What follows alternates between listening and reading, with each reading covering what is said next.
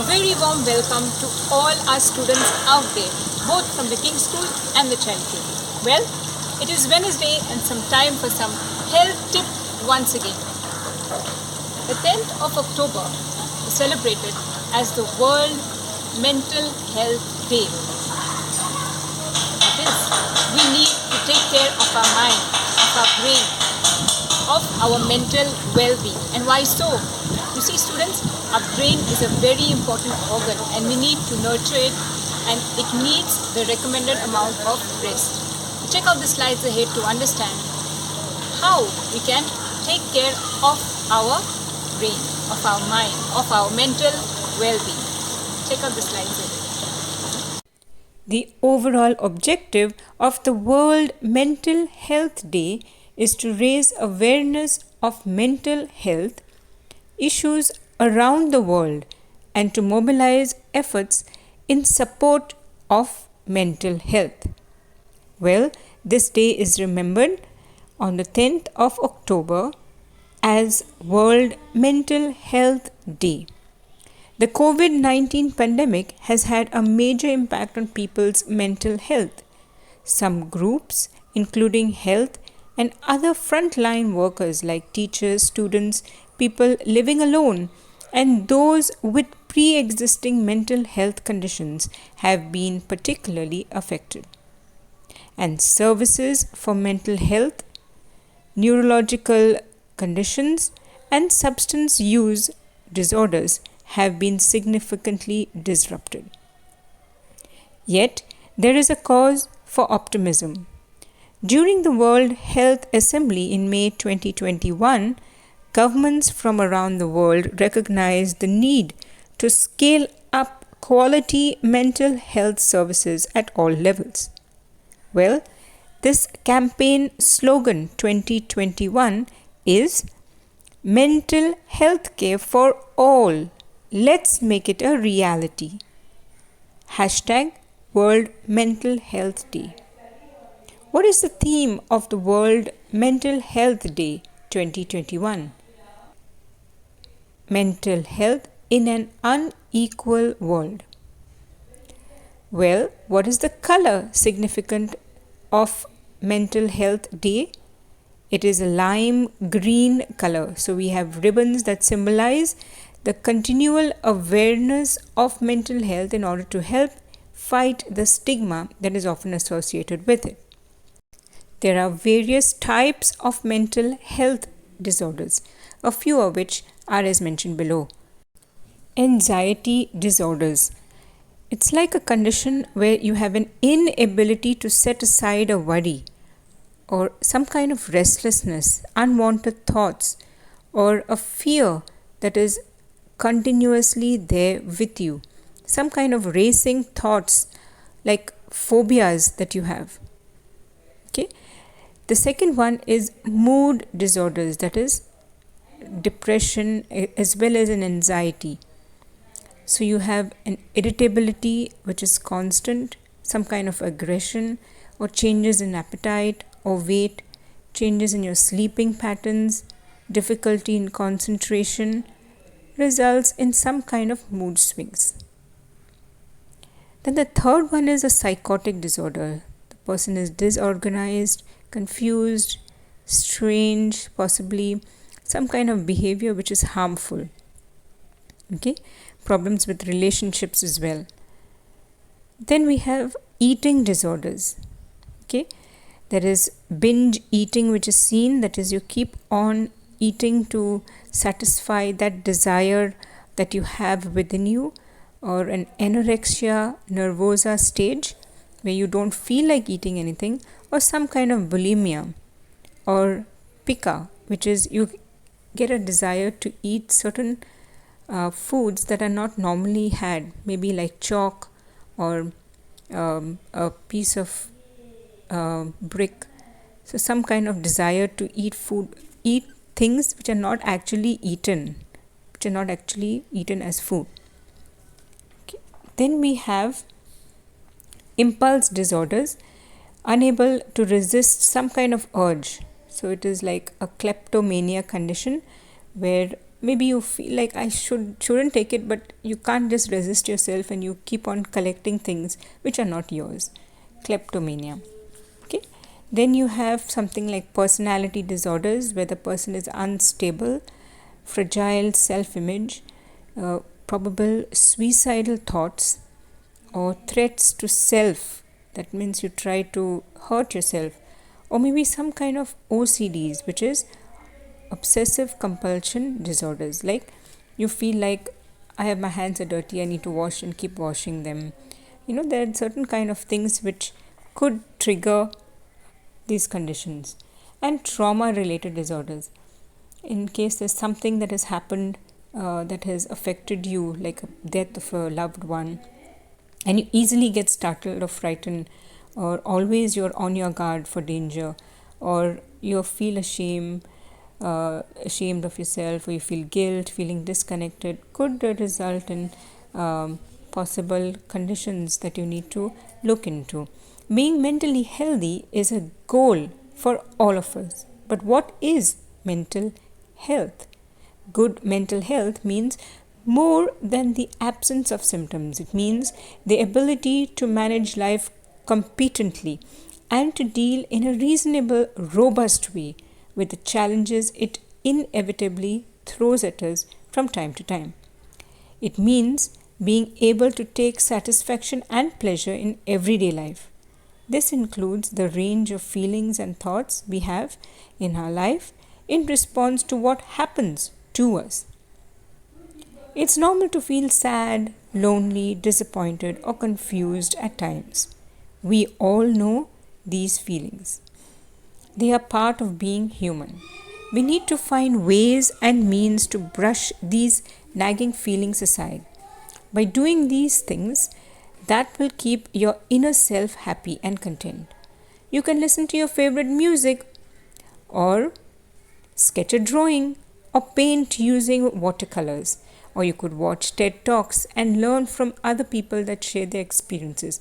You can sing probably a karaoke music, write poems, write a book on your experiences, read motivational books like the Bible, and draw a source of strength and courage from God. Have a hobby that will keep you focused and engaged when you're doing nothing. Have purpose, find yourself, dream, and then live it. Mental health issues include a wide range of conditions that affect how we feel and think. Most of these are first experienced in late teens or early 20s, but may only emerge later in life. Like many physical illnesses, mental health issues are thought to arise from interactions of genetic vulnerability and stresses in life. An example of this vulnerability stress model is the heart disease caused by interaction of inherent vulnerability and lifestyle factors such as diet and level of physical activity. It is not a question of nature or nurture, but the interaction of both. Same holds true for mental health problems. All of us have varying degrees of genetic vulnerability to developing mental health issues, but these may only be triggered depending on the degree of stress that we experience. Well then, staying mentally healthy is an important and good physical health. It's not a surprise that both are helped by a healthy lifestyle. So therefore, number 1, ensure that you get enough of sleep. Eat healthy. Try to keep stress to a reasonable level. Relax regularly. Some kind of physical exercise is also essential.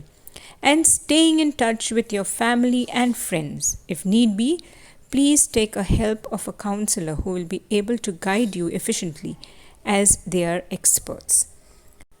Miss Danica Lobo is our school counselor.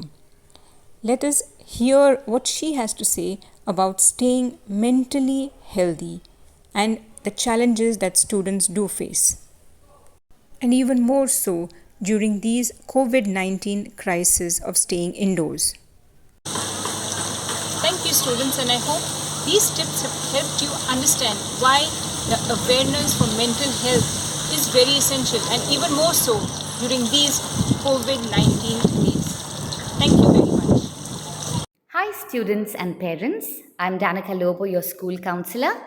Thank you so much to Dr. Ramona for a wonderful explanation about Mental Health Day, the aspects of mental health, and various techniques for us to take care of our mental health, and also various mental health problems.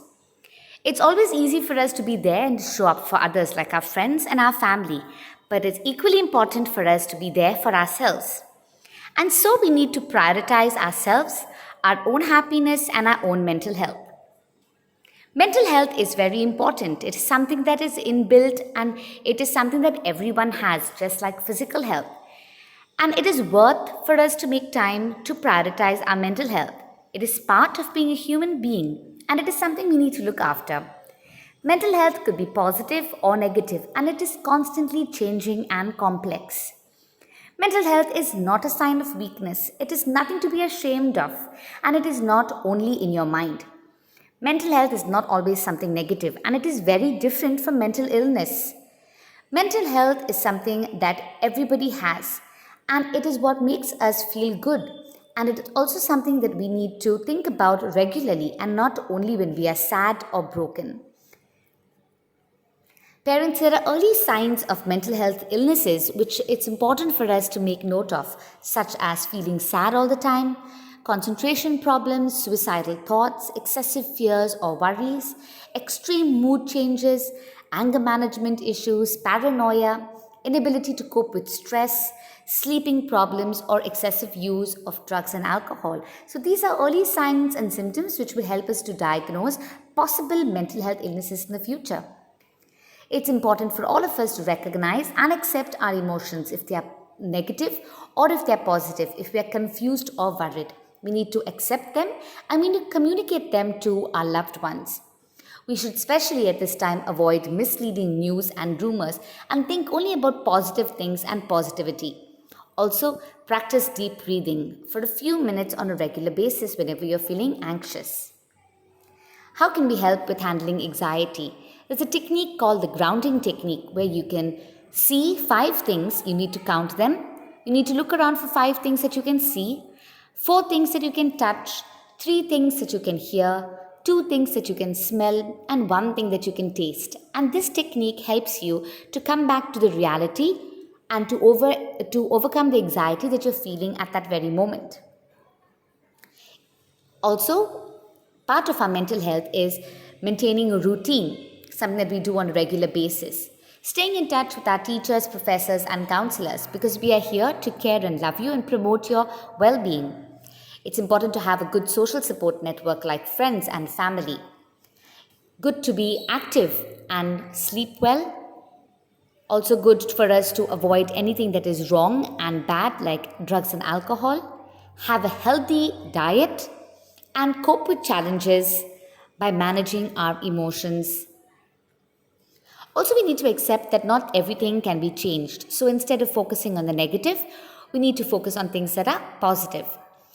We do our best in life, and if we're not able to achieve perfection or the goal, we should feel proud that we at least came close to it. We should maintain a positive attitude and focus on good thoughts rather than negative ones. And we also should know what are certain things or people or thoughts that trigger anxiety in us so we can avoid them in the future. In special way, I'd like to talk about the difference between sadness and depression because very often students and people use this word interchangeably. But sadness and depression, they are not the same, they are different. Sadness is normal and it is natural to feel sad when there is a difficult time in our life. Whereas depression, it is a paralyzing mental disorder. Sadness is usually temporary, whereas depression, it requires assistance, medication, support, and it is chronic in nature. Sadness is often connected to a life change, whereas depression, it is something that can come up even during good times and happy moments. Sadness is usually without the fear of suicide or feelings of suicide. But depression, people who are undergoing depression do not want their life to continue. Sadness affects a person's ability to take care of themselves, and depression, it affects their energy, their sleep, their appetite, and their general well-being. Sadness is a typical human emotion, whereas depression is a medical mental illness. Sadness happens in response to an event, whereas depression because of a life change or genetics, and sometimes both. Sadness allows people to go about their day-to-day activities, whereas depression, it changes our work, our lifestyle, and daily life. Sadness we can overcome and go away, and it can help when we have a healthy lifestyle. Whereas with depression, we need professional treatment, therapy, and sometimes medication. So it's very important for us to ask for help if you see anybody around us who have got depression. And also important for us not to use the same words for both people who are sad and depressed. In keeping in terms with the theme for the year, that is mental health in an unequal world, though people and who are experiencing mental health issues are unequal, they come from different cultural backgrounds, they come from different areas and walks of life, they come from different cultures.